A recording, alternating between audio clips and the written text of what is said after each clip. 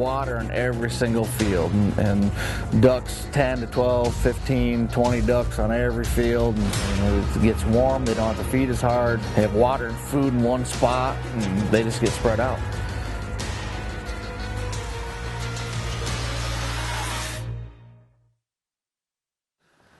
The weather forecast tells you you're going to have a hard time, and we did on Saturday. We knew it was coming. We just had to adjust and jump back in front of them and figure out what they were doing.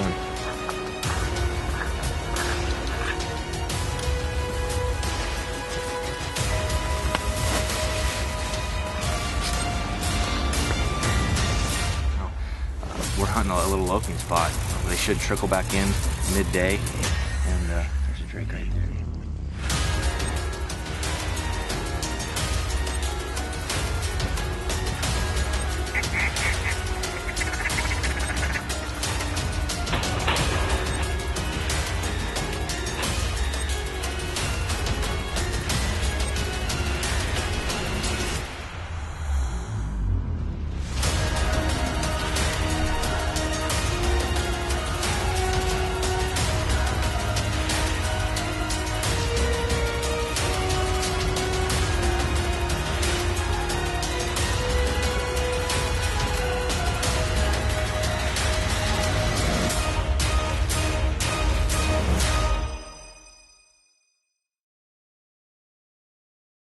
And this is our last day in Oklahoma.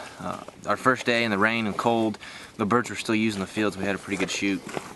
Found a bunch of ducks in a field on Friday night. Crossed our fingers and hoped that they would dry feed on Saturday. And even though they were in it Friday night, they did not return Saturday morning. It warmed up. We started the day at 35, but it got up to almost 60 degrees. Got behind a bit, and with all the rain, there's sheet water everywhere. The ponds have unthawed. It's really scattered the ducks. So we took off on the road yesterday afternoon and looked and looked and looked, and finally found a bunch of ducks back here in the middle of this section. Couldn't really tell exactly what they were on. We know there's some ponds back in here, but we couldn't really get a visual on them. But there was a bunch of ducks coming from, a lot of directions and piling in here. Trying to figure out where to set up, so we got out here extra early, and there's ducks everywhere back here. We're set up in the little corner of a pasture. There's some sheet water back in here. We've got full bodies on the dry ground. We got floaters in the sheet water.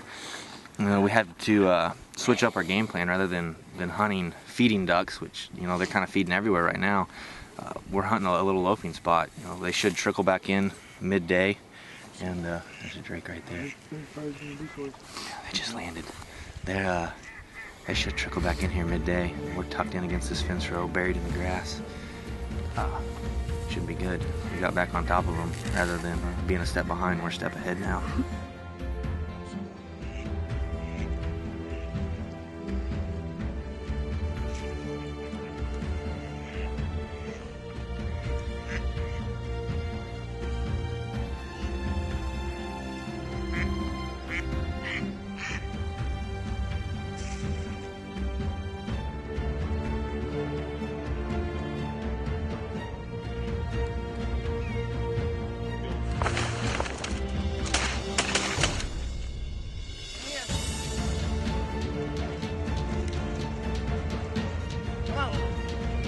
All of them behind us. I got two. You?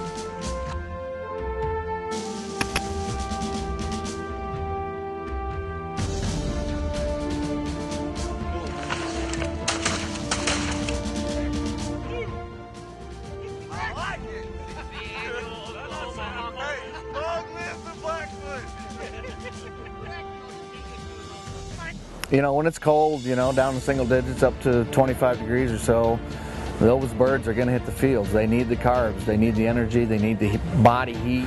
But when it warms up, they don't have to feed as much. They can feed on shallow water, ponds and sloughs and stuff like that, and the vertebrates, and they don't need that high carb feed. So You know, we're always a step behind because they're predicting the weather way better than any of us can do it. Looking at the forecast and guessing what they're going to do and finding the right spot. You know, scouting, scouting, scouting. Miles, miles, miles. Our featured products this week are the Bag 'em Outdoors trailer rack system and the garage storage rack. They both offer waterfowl hunters an innovative way to store and transport decoys. The trailer rack system easily installs with two B-track channels that are made to fit the length of your trailer. As a part of the system, you'll get slide poles that slip into the track and allow you to attach your bags to. You can either leave those poles at the back of your trailer and clip your decoys on it then and then slide it to the front, or just leave the poles in the front and carry your decoys into the front of the trailer and attach them there. Using this system offers you multiple levels of storage to help you use space more efficiently, and instead of stacking bags on top of each other and adding extra weight to heads that are sticking up, this eliminates that issue. And with the weather that's coming into Oklahoma, we don't know what to expect, if the ducks or geese are going to scatter, so we're bringing multiple species of decoys. But our decoys that aren't going to make the trip, we're going to keep them in our garage with the Bag 'em garage rack. It uses the same B-track based system that the trailer rack uses. Simply screw it into the rafters, attach the carabiners to the eye bolts, slide it back against the wall. It's going to free up all your floor space in your shop or your garage. Using these two systems offers waterfowl hunters an innovative way to store decoys when not in use, and also for transporting them to and from the field.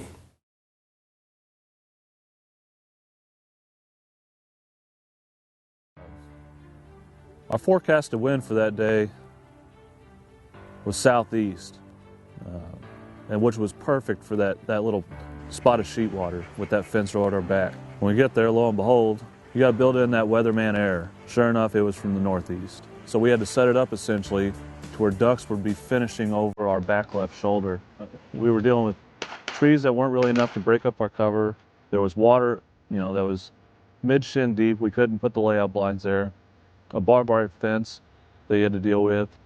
So we had to set up on the south side where that fence row was, and there was 5 to 10 yards of dry ground to put the layout blinds on. And we just had to deal with it. But the way that they were finishing, it didn't matter from what direction they were coming. They were just sitting there backpedaling, hovering over the decoys.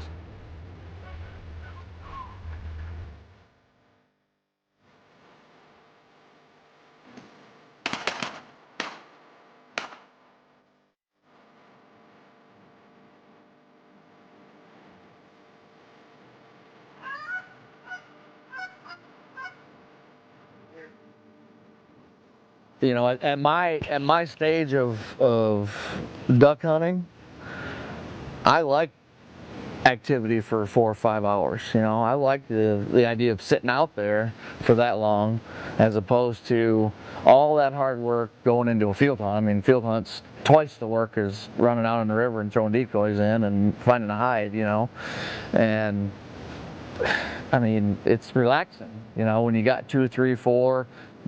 Biggest flock maybe it was 20 today, 20 or 30, you know, and that only happened twice. You got time to get the birds, collect the birds, sit down, you know, drink a cup of coffee. Oh, here comes some more, you know, as opposed to just bombing in there and you're just running like crazy going, oh, we're done.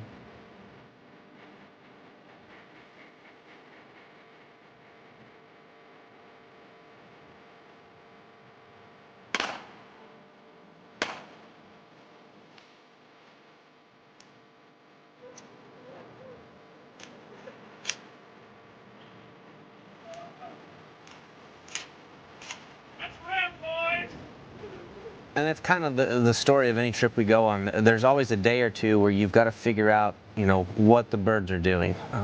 You know, in most situations when you travel to hunt somewhere, you're looking to get there the last warm day and then be there for the first few cold days. Given the scenario here, we were doing it backwards. We got here for the last cold day, and then we're hunting through 2 warm days. So everything, you know, was kind of reversed. You know, history tells you, the weather forecast tells you, you're going to have a hard time. And we did on Saturday. We knew it was coming. We just had to adjust and jump back in front of them and figure out what they were doing. And it's that way on every hunt. There's always, you know, a day or two where you spin your wheels. You can't kill them every day, You hunt those transition periods between the warm to cold and the cold to warm. It's going to take a little bit of time to figure them back out. But once you do and you refigure out, what they're doing, what their patterns are, you put your time in scouting, you're in for a good hunt. Getting warm. Let's hear an update, Chris. Update is the weathermen were completely wrong on our wind. They were calling for a south-southeast. We've been dealing with a east to mostly northeast all day. We got about 50 ducks working in front of us right now. And I'm not even gonna blow a call. Oh, hello, hello. Hello. 1, 2, 3. You're good. Running hot. Red team go.